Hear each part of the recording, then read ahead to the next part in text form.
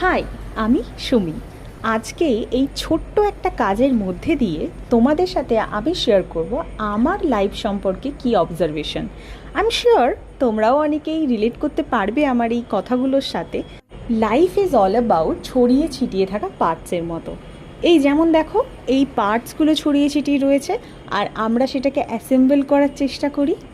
ছোট ছোট করে পার্টসগুলোকে আমাদের খুঁজতে হয় অ্যান্ড তারপর সেগুলোকে অ্যাসেম্বল করে সুন্দরভাবে বুঝতে হয় যে কোন পার্টটাকে কোথায় রাখবো। প্রথম দিকে খুব ইজিলি তুমি পার্টসগুলোকে অ্যাসেম্বল করে নিতে পারবে ঠিকই, কিন্তু যত সময় এগোবে তত বুঝতে পারবে যে এই পার্টস অ্যাসেম্বল করাটা একটা বিগ টাস্ক।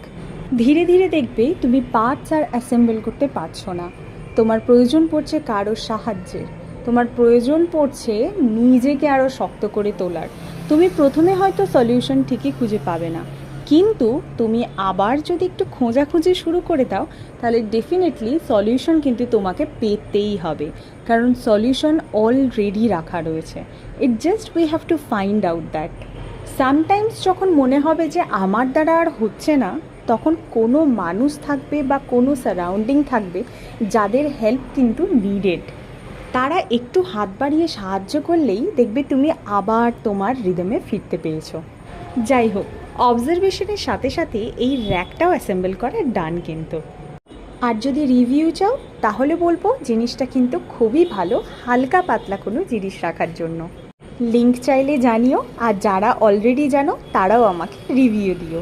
টাটা।